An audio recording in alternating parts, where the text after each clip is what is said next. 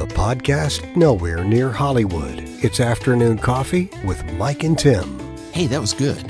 What I was thinking was maybe welcome to the Afternoon Coffee Podcast with Mike and Tim. Nice try, boys, but this is how it should sound. This is the Afternoon Coffee Podcast with Mike and Tim. All right, thank you, Heather. Thank you for listening to Afternoon Coffee. I'm Mike. And I am Tim. He is Tim. We double-checked that through our third-party certification. We have a special guest this week, and she is, we'll start out most importantly, and I like that she puts this in her bio. She is a wife, a mother, a grandmother, and a great-grandmother. I think that's just fantastic that she loves her family like that. She is a certified guided autobiography. That's a good word to say. Autobiography facilitator and a trainer. I said this in practice and it came right out. And part of the Biren Center for Autobiographical Studies. She has a BA in English, a master's in education, and a PhD in curriculum and instruction from the University of Southern California. And not only that, she taught junior high through university levels for 20 years in LA and another 20 years teaching critical thinking at Fullerton College. She did that. You've had a full life. And now she's a professor emeritus. She's published 13 books, which range from cookbooks to starting a home-based business, to the most recent of which is Color Your Life Happy, Do It My Way Journal. I love it. What is your resume? Is like 4 or 5 pages stapled together? I mean, what? No, I cut it down. I trim it down depending on where I'm sending it. People don't want to read all of that stuff. Yeah, we want to hear. I was fascinated. We're going to hear more. Yeah, during this podcast. So welcome, Flora. Great. Thank you. Thank you for having me. So what's the weather like in Southern California today? It is beautiful. It's not as sunshiny as it was yesterday, but temperature-wise, it's great. I mean, we're wearing sandals and sleeveless shirts and stuff like that, which is our usual. And masks, of course. And masks. Yeah. If we go out among people.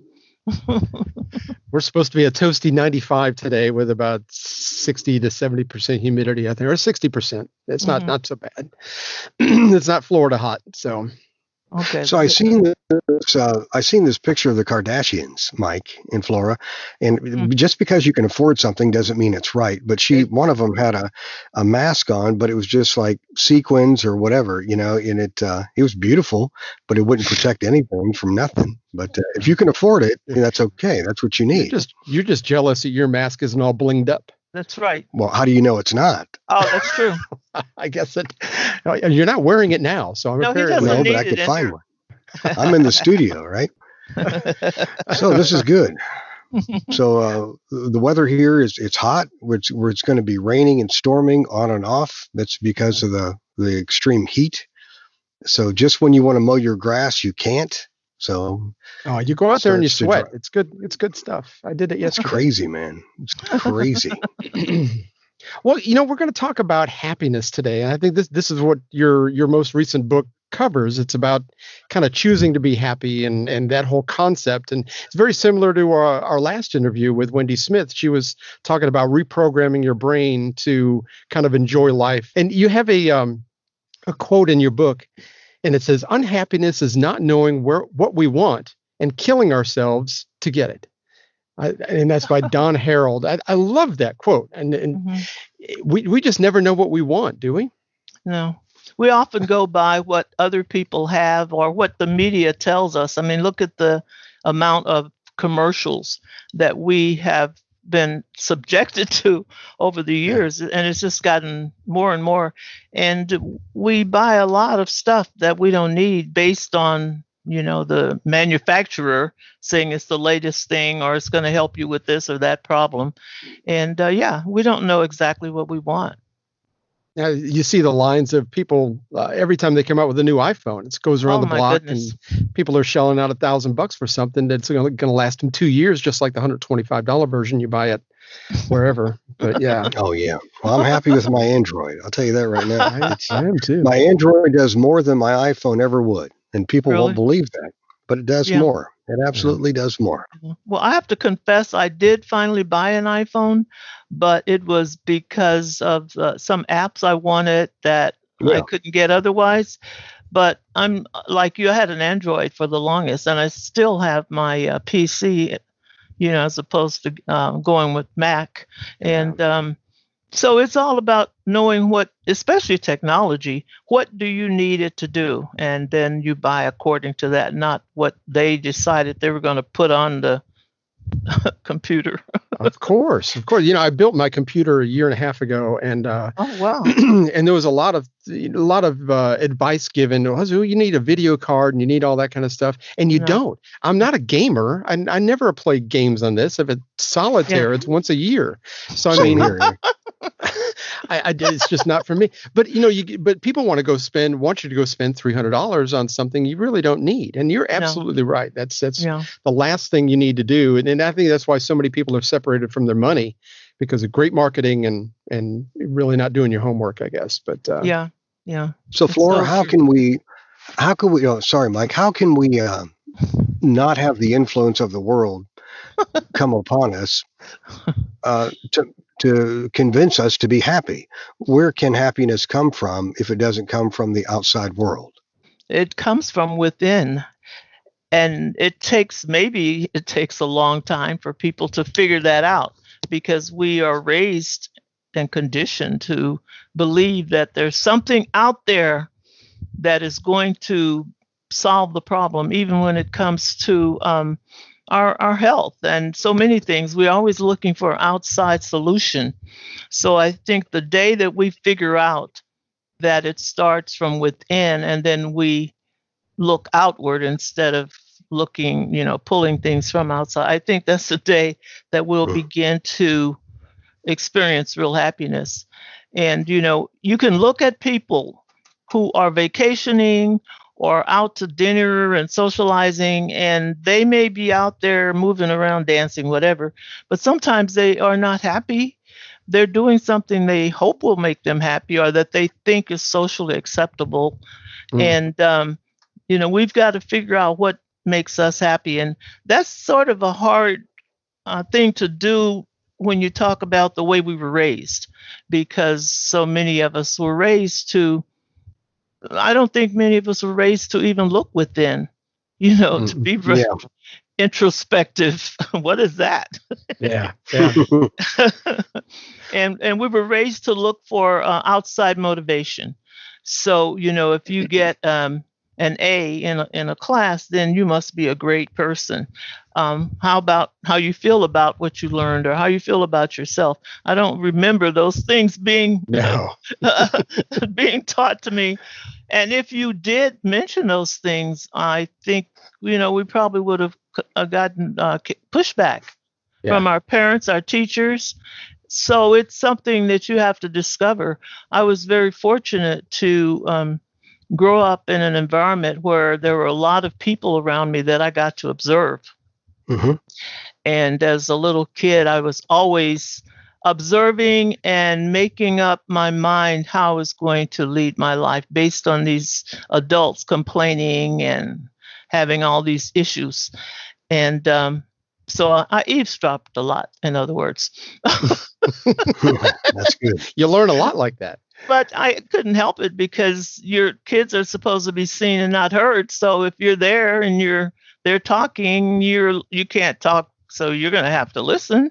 Sure. And I would absorb that. And the same, even with movies, with church, every place I went, I was observing the adults. And I used to think to myself, when I'd hear people say, I always wanted a house, and I never was able to get one. When I was a little kid, I thought, why couldn't they get a house?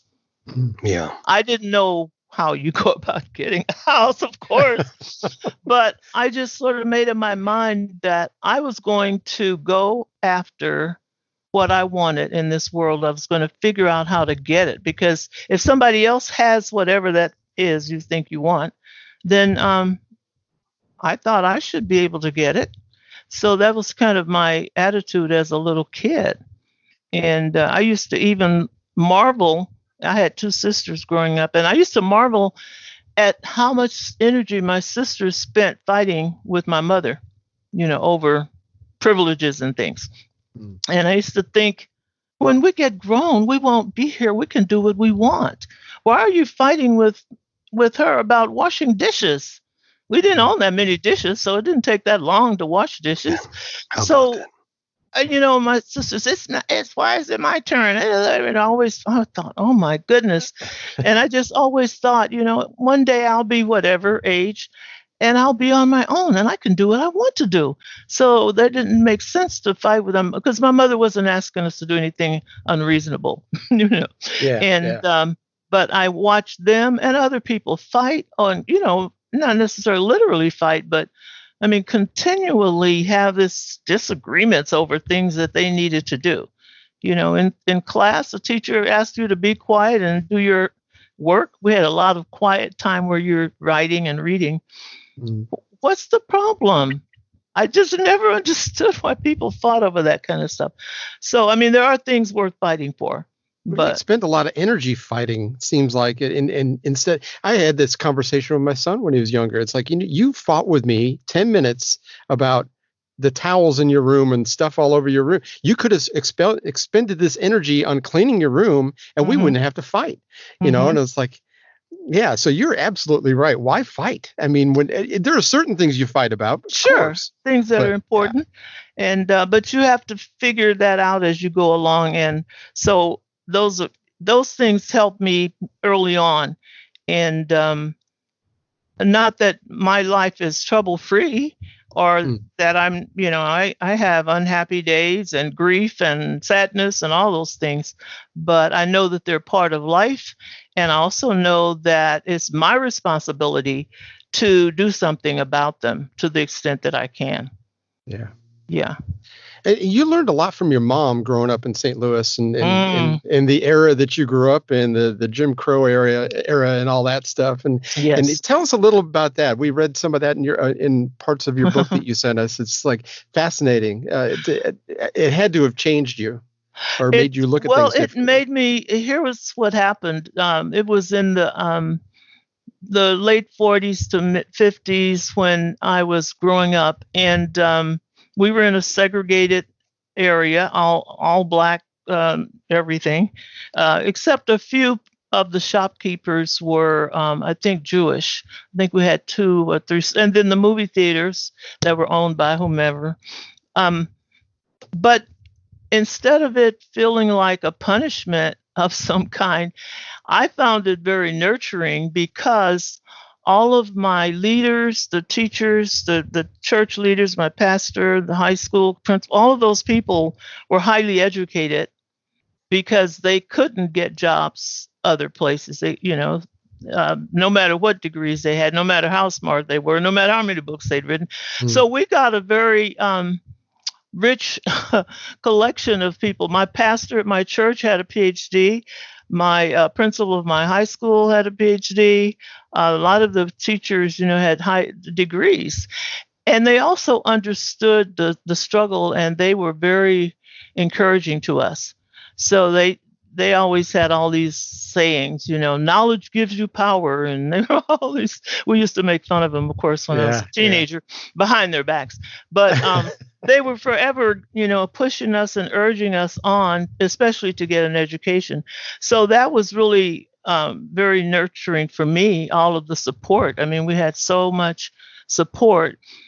And then because my mother was a hairstylist and owned her own beauty shop, there was, steady flow of women in and out of there, and it was a home-based business. So, I got to hear a lot of conversations and a lot of things about relationships. And I don't remember ever having to learn to read. I just feel like I always could read and spell and all, because sometimes I had to write out the words they were saying because I didn't understand them. And once I wrote the words out, I could see the word and pronounce it for myself and look it up, you see. And I see. I kind of lost interest because they were spelling things that I didn't see the big deal, like sweetheart, husband. They were gossiping. Yeah. And they didn't want me to know. And I was like, why did they spell out husband? I was a little kid. It was somebody else's husband. That's Now you know. Yeah, but it was so funny. So no, I grew up in a very warm and supportive, some ways very strict environment, but I was blessed to have a mom who was strict, but she also was reasonable, and she had very high expectations for us. She was a musician, but I guess she decided not to put all of her faith in making her living from music. So she went to school in Arkansas, got her cosmetology license. So when she and my father moved to St. Louis, before I was born, she started her beauty shop right away. And so my entire life, my mom was an entrepreneur, self-supporting. But she loved music, and she never stopped playing until she just couldn't anymore. And so she was forever playing piano, organ at church, and for different kinds of programs. So we got a lot of good, I think, solid education in music, and then, of course, academics. And that made a huge difference. And she was one of those women or people that when she decided to do something, she would master it.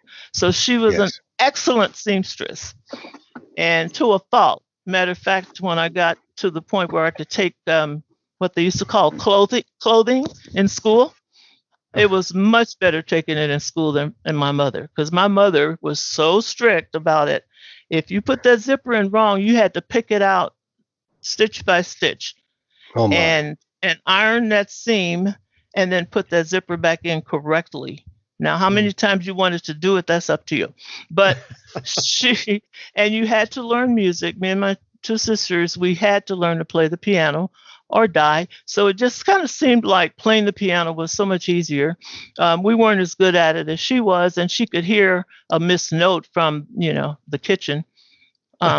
Whatever she were playing, that should have been an F sharp. I'm like, oh that's goodness. funny. And play that again. Go back to. She was giving us instructions from another room, but it was such a good thing. Later on, I realized, and then when I started college, I sort of transitioned into a majority white environment, but I was confident in my ability by then because I'd had a good. And, everybody didn't experience the same way that I experienced it. But I had confidence in my ability, and I also had confidence in making selections and choices. If there was something I didn't want to do, I chose not to do it. And I took some quote unquote risk, but I didn't see them that way. When I was in 8th grade, getting ready to go to high school, the schools in St. Louis decided that the perfect solution for integrating schools was to, grab the best and the brightest from the black schools and, let them attend the white school that was all the way across town. And this was not busing. You had to catch your own bus. You had to find your way to get there. You had to find your way to get there. And I remember them sending a letter home to my mom offering me this wonderful opportunity. And because this white school had whatever was modern then, I don't think they had computers yet exactly, but modern equipment and science labs, blah, blah, blah. And thankfully, my mother asked me what did I want to do.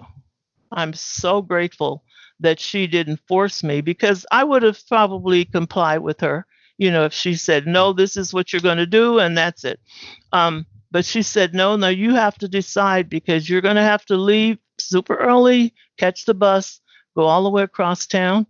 At the end of the day, you're going to have to catch the bus, come back, and you're going to have to make new friends, this is that. So if this is what you want to do, great. If not, then you won't have to do it. And I was like, yes. it didn't make sense to me going from 8th grade to ninth. I'm going to be in high school. All of my friends were going to be kind of in that new high school, and some more friends because there were, other schools spilling into Sure. Ours did that. the same thing. Yeah. And I'm so grateful that she gave me the choice, because I chose to stay with my my friends, and we went to high school together. And to this day, we're still in touch. That's good. With many of my high school friends. So I'm very grateful but that experience was not what some people think, that if you were in a segregated neighborhood, that yes, we were average income or poorer than some people might be in some other neighborhoods. But my mother was very frugal, so we never felt poor. we had everything we needed. And we were talking earlier about computers and this and that. My mother really tried hard to give us what we wanted, for example, for Christmas, but it had to also make sense to her. Not just bad, right? Yeah. So I loved school from day one, and I wanted a typewriter. That's what I wanted when I was in elementary school. I forgot in 7th grade. See, we went to 8th grade in those good old days. And I remember for Christmas when you're getting a Remington Rand typewriter. Oh my. And oh my goodness, that was the best present ever, better than any doll or anything. And it came with the manual of how to use it. And I mean, Christmas Day, I learned to use that typewriter. And, but, my mother, saw it as a great thing to get. Good. So it wasn't just because it was, the latest iPhone or something. It was something she saw I could use, for studies. And she listened to, back in the day, she would listen to, what's his name? Linkletter. Remember the Art Linkletter show? Art Linkletter. Yeah. Art Linkletter, yes. Art Linkletter had the show Children Say the Darnest Things, the radio show. Yeah. She would listen to that while she was doing hair to find out what the latest toys were. And she would make note of that.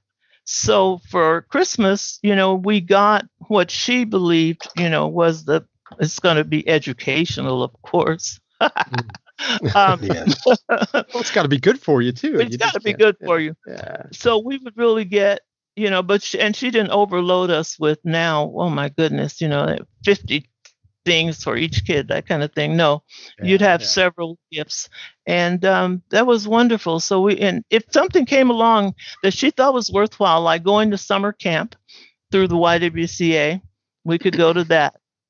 So it had to be something she felt was going to be worthwhile and support it. If it didn't make sense to her, then no, she was not going to support it. And she could tighten up her purse strings pretty fast. Hey, say, Flora, you mentioned in your book about your mom, and she didn't drive, did she? Mm-mm. So, and you wondered how. Tell us about that story in your book about how you got the things to your house. I mean, for example, the typewriter. That's a mystery, but remember, she had a flock of customers, and we went to a big church where people had cars. Sure. So she didn't drive when we moved to California. She did get a car eventually, but in St. Louis she didn't. But she had all of these allies who could. I don't know how they got that stuff there, but it got there. So I'm sure that her customers and with some relatives that had cars. So and then she was good at hiding stuff, like I became good at hiding stuff at Christmas for my kids. So. Yeah, she got it there. It definitely felt like Santa Claus had come for us, because the stuff would mysteriously appear on Christmas morning. I always wondered how that happened too.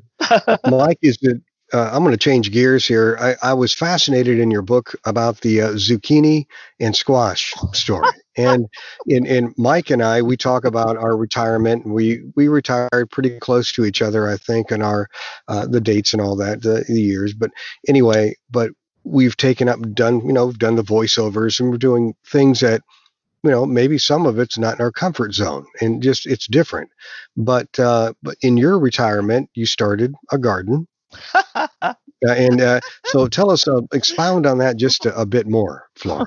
Well, that's a short story because I thought I was going to grow a garden, so I go dashing to the store and I buy the what do they call them, like seedlings where the plants already started, Oh, yeah. and I tried to buy things that I'm going to actually eat and that also were easy to grow, so they say. So I bought several, a zucchini and a couple of different squashes, not a lot, but a few. But they had mislabeled them. They have the Hmm. little sticks sticking in there. They had Yes. mislabeled them, and so when when they did start coming up, I had maybe the yellow squash instead of the zucchini, and I mentioned that in my book as an example of life. Mm. How you think you're growing one thing or you think you're doing one thing, but it's what's inside you that's going to come out. The outside, somebody else has mislabeled you or has labeled you, but what's going within you is what's going to come out. So I have not been a successful gardener. I did plant some tomatoes. They kind of did okay. Bell peppers never fully. Part of the problem with gardening for me is I'm not fully committed to it. It's a great thing to do. And I have a couple of friends who could start their own farmers markets because they have that desire to grow, and they read and study and learn about it, and they become extremely good at it. I was never good at it because I wasn't committed to it. And so needless to say, I buy my groceries from the store. But my youngest daughter got really interested recently in herbs and vegetables and vegetarian living, vegan living, and she took an herb class, and now she's trying to convince me that I should give gardening another try. Except I told her, no, you should give gardening a try. Uh, but I'm the one that has the big house, right? She lives in an apartment, right? So I said, you can have a garden in a kitchen garden or out on your patio, wherever. It doesn't have to be a big thing. I just am not motivated and inspired to really do the work that it takes, like so many things. You have to be But I ready like to the put it parallel. in. Yeah. I do like the parallel. And then quoting from your book, you say that if I could read this, Sure. like that plant, no matter what labels get attached to us, we have the potential to manifest our own happiness. Once we recognize the seed of happiness within us right now, we can free ourselves to grow and bring it forth. And that's just tremendous. What writing that is. And Thank you. and you're obviously an accomplished writer, but not only that, you Thank teach you. others. You teach others, don't you? I do, and but in my teaching right now, I'm really not focusing on the craft of writing so much as I would be if I were teaching in a academic program. When I was teaching in academic programs, I was teaching the comprehension and the logical analysis and analyzing what's already written, not teaching composition. It's very important. But the reason I'm so attracted to the kind of writing I'm currently guiding people to do Mhm. is that it's for people who don't think they can write, but who have a story to tell. That's all of us. We all have a story to tell. And they need a lot of encouragement from somebody to do that, because there's more involved than just the craft of writing. Because if you're telling a personal story, now you've got to deal with the fear, the shame, the whole thing. We were raised to not share your family secrets, kind of thing. Dirty Certain things you laundry. don't dirty laundry, certain things you don't talk about. Not to mention when you start digging into your past, inevitably we are going to run into some incident or some shameful period that's going to bring up pain. and Yes. tears and whatever. So that's the kind of writing I encourage people to do now. And I love it because they are adults who really want to leave their stories now, especially now that we're interested in genealogy, DNA testing, and so forth. Now people are more willing to go into their personal stories than they were in the past. And for some people, it's been a long time coming. I mean, some students I have may have been keeping a journal for 30, 40 years, or may have started one a long time ago and, abandoned it. And it's so important I think, because as much as I talk about my mother and as many things as I know about her as my mother, there's a lot of things I don't know about her before she became my mother. Yeah. And it would be great. I mean, some things she told me, but I didn't write them down. I didn't think to write them down when I was, younger. She didn't write them down. So a lot of things that I think would be so wonderful to know about her, I don't have those. Yeah, it's just Oh, lost. Yeah. It's lost. And a lot of times we want to, matter of fact, this book you're quoting from is my second edition. And the reason is that the first edition, after I finished it, I felt like I had not gone deep enough. I felt like I had stayed on the surface too much. We want to tell the wonderful, happy stories. And I decided that I was going to have to go back in there and dig deeper and deal with whatever comes up. And I also wanted to have an index. I'm a big fan of indexes, so that when you quote something or you mention a writer, then people can go look it up and you're not trying to put all that information in the body of the book. So it's actually, I think, a better book because I went deeper.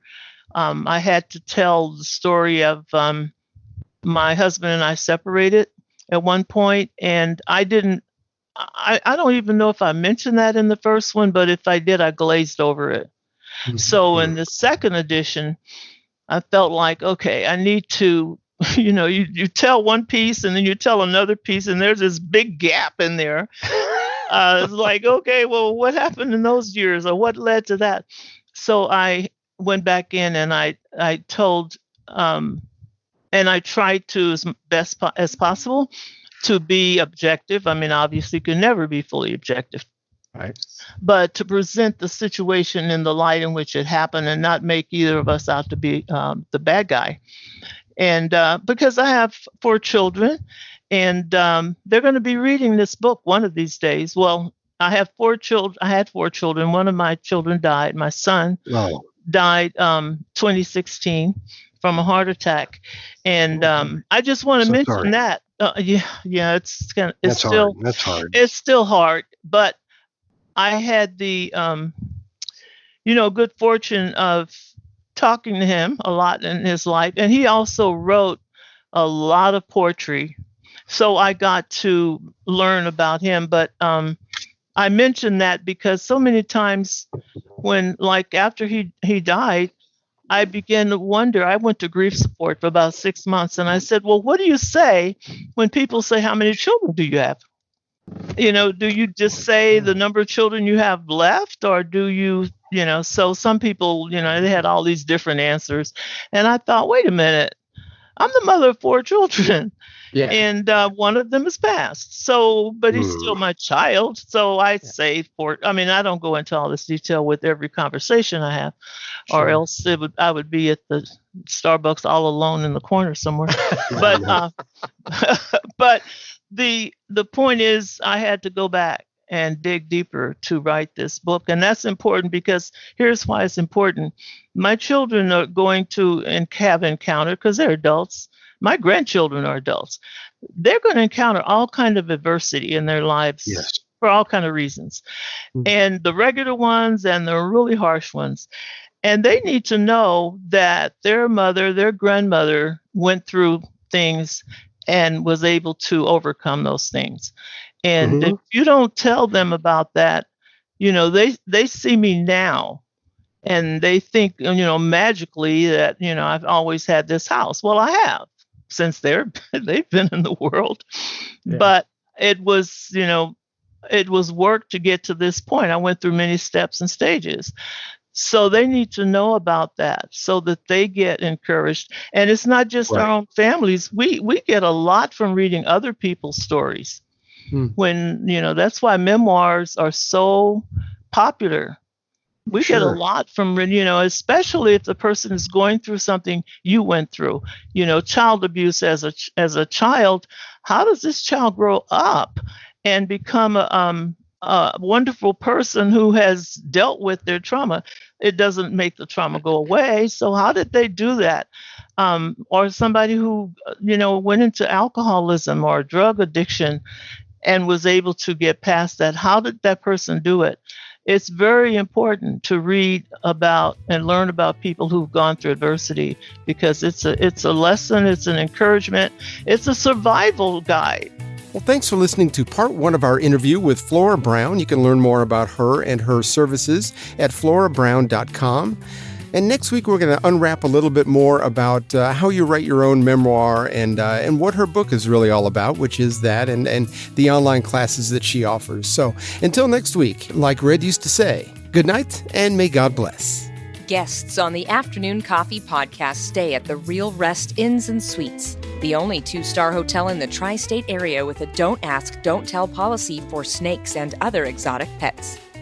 This episode has been made possible by our awesome intro voice, Heather Foster. You can find out more about her at heatherfostervoice.com. All music has been provided and produced by Marble Planet Productions. You can hear more about them on Instagram at Marble Planet Productions. If you'd like to get in contact with us, you can either email us at afternooncoffeepodcast@gmail.com or tweet us at afternoonjava.